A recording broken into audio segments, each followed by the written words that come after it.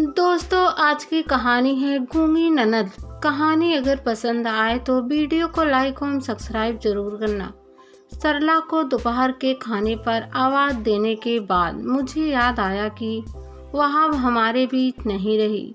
मेरे मन में जब मैं शादी होकर 50 साल पहले इस घर में आई थी, वह सारी बातें फ्लैक्स बैंक की तरह चलने लगी। धीरे धीरे मैं घर के सभी सदस्यों को जानने लगी थी।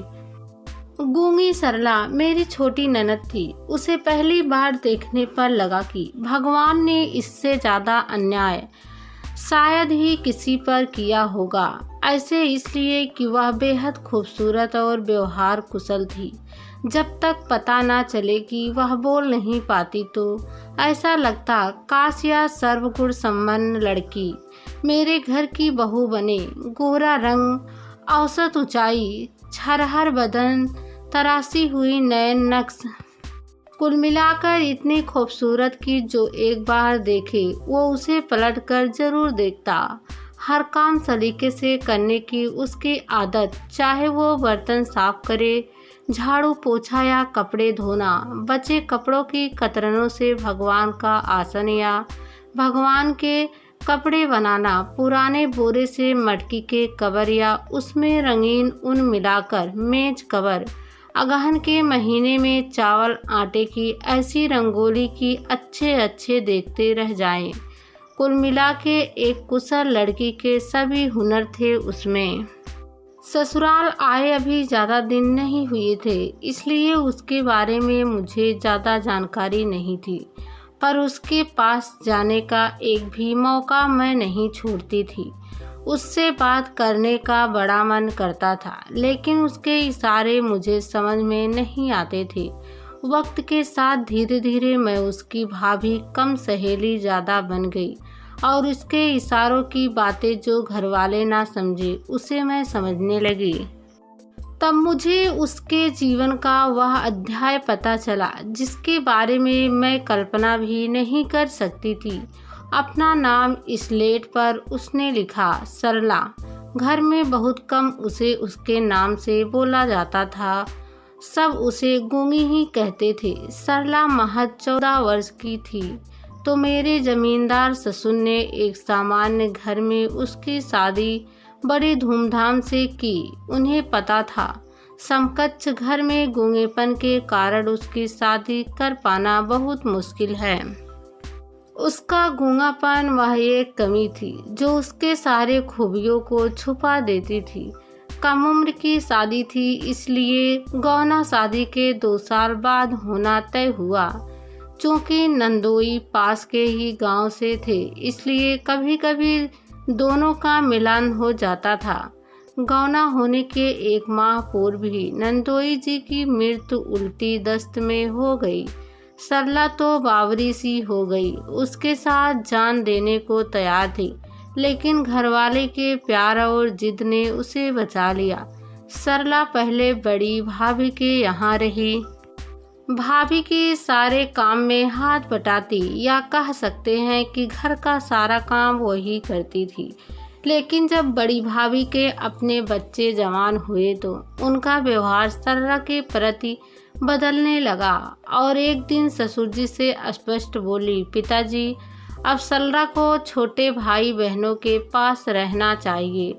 हमारे यहाँ साल में 1-2 माह के लिए रह सकती हैं, उससे ज़्यादा नहीं। समय का पहिया तो सारे गम भुला देता है। सरला भी अब सामान्य हो गई थी। पिताजी पुनः उसे गांव ले आए। कभी उसके ब्याह की बात सोचते, लेकिन 20 के दशक में विधवा विवाह, वो भी गूंगी लड़की का नामुमकिन सी बात थी। मझले भाई भाभी के साथ सरला गांव में रहने लगी। इस समय तक स्थितियां सामान्य थी।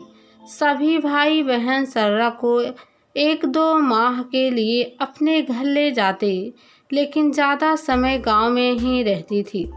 मेरी बड़ी ननद का बच्चा होने वाला था। सरला को बच्चे व घर के देखभाल के लिए ले गए। बड़ी ननद अस्पताल से घर आ गई। जुड़वा बच्चों को जन्म देने के कारण माँ और बच्चे दोनों कमज़ोर थे, इसलिए नंदोई जी ने सरला को कुछ दिन और छोड़ने का आग्रह किया। सरला रुक तो गई, लेकिन जिस बात का डर था वही हुआ। सरला और नंदोई जी के बीच संबंध बन गए। शायद सरला ने मना भी किया हो, लेकिन वह ठहरी गूंगी, चीख चिल्ला भी नहीं सकती थी।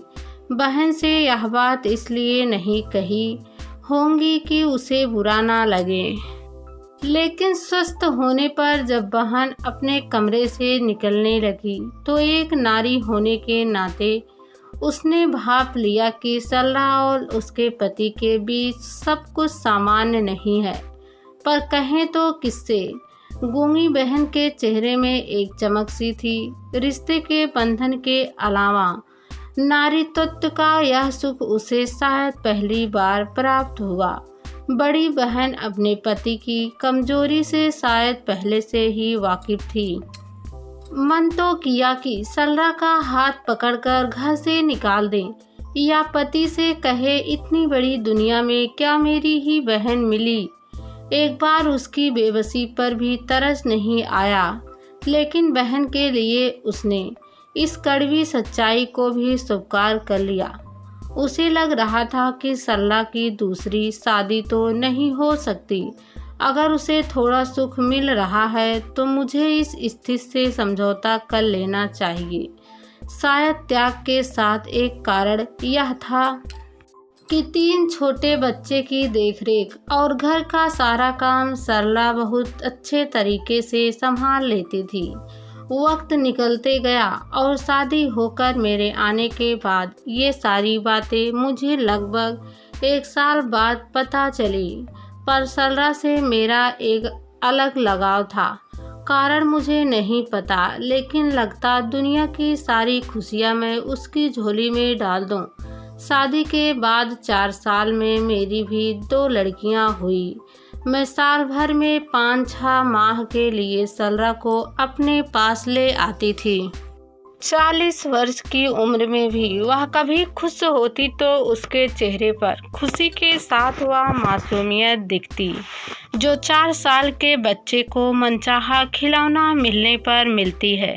और जब वह नाराज होती तो बहुत चिल्लाती थी अपनी अलग ही आवाज़ में। सब बहुत नाराज होते, पर मुझे लगता शायद बेबसी के कारण उसका गुस्सा सामान्य से थोड़ा ज़्यादा होता है, और इसलिए उसकी नाराज़गी पर मुझे कभी गुस्सा नहीं आया। पूरे घर में शायद मैं और मेरी दोनों लड़कियां थी जो गुस्सा होने पर सरला को मानती थी। परिवार के अन्य सदस्य जब सरला का नाम ना लेकर उसे गूंगी कहकर बुलाते थे। ऐसे में सरला की भावना को समझ पाए सोचना भी व्यर्थ था। वक्त के साथ बच्चे बड़े हो गए। बड़ी ननद के 3 लड़कों की शादी हो गई। मेरी बड़ी लड़की भी ससुराल चली गई। सरला अब ज़्यादा समय हमारे ही साथ रहती थी। लड़कों की शादी के बाद बहन के घर जाना उसने खुद धीरे धीरे बंद कर दिया। मेरी छोटी बेटी की भी शादी तय हो गई। वह अपनी सरला बुआ से छेड़छाड़ भी करती थी और प्यार भी। सरला भी उसे बहुत प्यार करती थी। सरला अब बचपन पार हो गई थी। भाई बहन के नाम पर अब सरला और मेरे पति ही रह गए थे। दूसरे भाइयों या बहनों के यहाँ सरला का जाना लगभग बंद ही हो गया था। बहुएं तो नहीं चाहती थी कि सरला उनके यहाँ जाए। सरला का मन भाई बहन के बच्चों के घर जाने और 1-2 रात रहने का करता था। बचपन से सबको खिलाई थी, इसलिए सबसे उसे बहुत प्रेम था। लेकिन मैं झूठे मुंह भी सरला को ले जाने के लिए तैयार नहीं थे। सभी के व्यवहार से दुखी सरला समझ गई थी मेरे घर के अलावा कोई ऐसा घर नहीं जहां वह 2 दिन भी वह रह सके। लेकिन वो भी तो इंसान थी। चिड़िया भी दिन भर दाना तिनका इकट्ठा कर घर लौटती है, वैसे ही सरला का भी मन करता कभी 2-4 दिन के लिए गांव वाले घर जाएं। न जा पाने का गुबार मेरे पर निकालता। धीरे धीरे उसने स्थिति से समझौता कर लिया। अचानक दिन ब दिन वह कमजोर होते जा रही थी। खाना भी कम हो रहा था। कभी कभी दर्द से कहारती। पूछने पर कहती पेट में दर्द होता है, लेकिन किसी डॉक्टर के पास जाने को तैयार नहीं होती। दोनों बेटियां होली के समय मायके आई तो बोली, माँ, बुआ के पास से बदबू आने लगा है। छोटी ने तो डॉक्टर के पास जाने के लिए उसे बहुत मनाया, लेकिन वह तैयार ही नहीं हुई।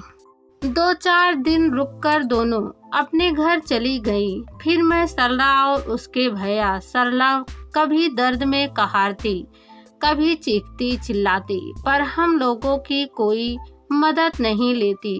धीरे धीरे खाना उसने बिल्कुल बंद कर दिया। सिर्फ पानी और एक आध बार दूध पीती। इतनी कमजोर हो गई थी कि कमरे में ही सवेरे से नहा धोकर एक जग में पानी रखवा लेती, जिसे दिन भर पीती थी, और रात में दूध। एक दिन सवेरे जब मैं उसके कमरे में पानी रखने गई तो इशारे से बोली, छोटी को बुला लेना, मुझे लगा ऐसे ही कह रही होगी।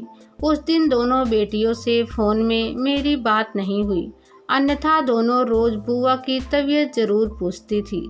मुझे भी कुछ अच्छा नहीं लग रहा था। बीच बीच में उसके कमरे में जाकर देखती थी। आज सरला न कहा रही थी और न चिल्ला रही थी। उसके चेहरे पर एक अलग शांति थी, जैसे किसी से कोई गिला शिकवा ना हो। मुझे प्रणाम कर अपने सारी गलतियों के लिए माफ़ी मांगी और तुलसी दल मुंह में डालने बोली। अपने भाई को प्रणाम कर उनसे माफ़ी मांगी तथा गंगा जल की कुछ बूंदें हम उसके मुंह में डाल पाए थे कि उसका हाथ जो मेरे हाथ में था सहसा पकड़ ढीला होकर गिर गया। सरला आज हम सबसे दूर चली गई थी। आई तब से गूंगी सुनने की इतनी आदत हो गई थी कि आज पूरे घर में गूंगेपन का एहसास हो रहा था। लग रहा था जिसे सब गूंगी कहते थे। कितनी शांति से चली गई। शायद कोई मुंह वाला होता तो कितना चिल्लाता। ऐसी तकलीफ उसने कैसे सहन किया। आंखों से आंसू निकलते जा रहे थे। घर में ऐसी शांति थी कि लग रहा था हम सब गूंगे हो गए हैं। सारे क्रियाक्रम हो गए। कुछ रिश्तेदारों ने तो घड़ियाली आंसू भी नहीं बहाए, उल्टा मुझे कह रहे थे, अच्छा है तुमने भी उस गूंगी की सेवा से मुक्ति पाई। क्या पता डॉक्टर के यहाँ जाती और कितने दिन जीती। उसके तो ना पति ना बच्चे, जिसके जाने का उसे गम हो। भगवान जो करता है अच्छे के लिए करता है। अच्छा है अपने जिद में रही, पर कोई इलाज ना करवाया। उससे तुम्हारा बोझ हल्का हो गया। रिश्तों को बदलते देखकर लग रहा था कि गूंगी तो उन सबसे बहुत अच्छी थी। ये मुंह वालों की ऐसी चुभने वाली बातों को सुनकर लग रहा था कि काश भगवान इन्हें गूंगा कर दे या मुझे बहरा। मेरे घर में रह गई तो कभी ना भर पाने वाली सरला गूंगी की कमी।